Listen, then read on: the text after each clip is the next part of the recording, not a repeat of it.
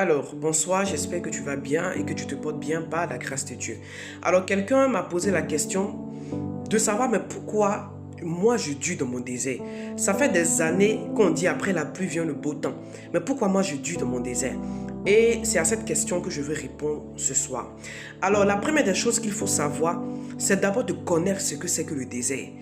Ta libération, ta délivrance va venir du fait que tu connais ce dans quoi tu te trouves.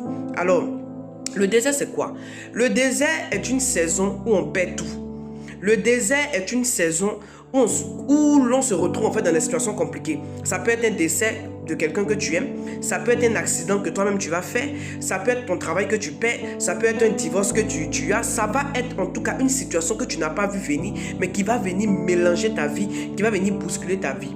Le but en fait de ce désert, c'est de t'emmener à t'asseoir afin de commencer à te poser des questions. Et ce but-là, en fait, ce truc-là, en fait, vient te dire que soit tu n'es pas sur la bonne route, soit tu dois passer à un autre niveau de ta vie. C'est ça d'abord le désert de base. Maintenant, ce désert, quand ça arrive dans notre vie, on a tendance à penser que c'est le diable qui provoque ça, alors que non, ça vient de Dieu. Le désert est l'étape que toute personne doit traverser avant de passer à un autre palier de vie. Il n'y a pas un homme qui a réussi sur cette terre. Il n'y a pas un homme de grandeur sur cette terre qui va dire qu'il n'a pas vécu l'étape du désert. S'il n'a pas vécu l'étape du désert, c'est qu'il a pris son argent chez quelqu'un d'autre.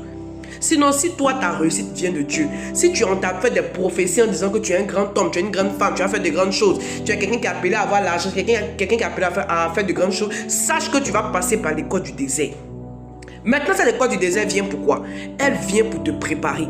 Elle vient pour te préparer en fait à cette prophétie qui a été annoncée sur ta vie. Elle vient pour te préparer en fait, pour t'emmener au niveau où tu dois arriver en fait dans ta vie. Et ce désert-là, il est en deux parties. Je vais vous expliquer les deux parties. Bon, pas les deux parties, mais je vais vous expliquer d'abord une partie et après on va parler de la deuxième partie. Voici les deux parties qui caractérisent un désert.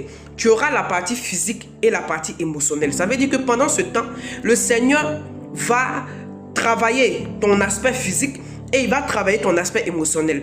Aujourd'hui, on va parler de l'aspect physique. Qu'est-ce qu'il faut faire exactement dans le désert pour pouvoir vite sortir? Quelles sont les actions que je dois poser exactement dans le désert pour pouvoir vite sortir? C'est ce que je vais t'expliquer. D'abord, il faut arrêter de pleurer. Arrête de pleurer, arrête de te lamenter. Ce que tu vas faire à la place de pleurer, c'est d'accepter que tu es tombé. Tu es tombé, tu n'as plus l'argent, tu n'as plus rien, les gens t'ont abandonné.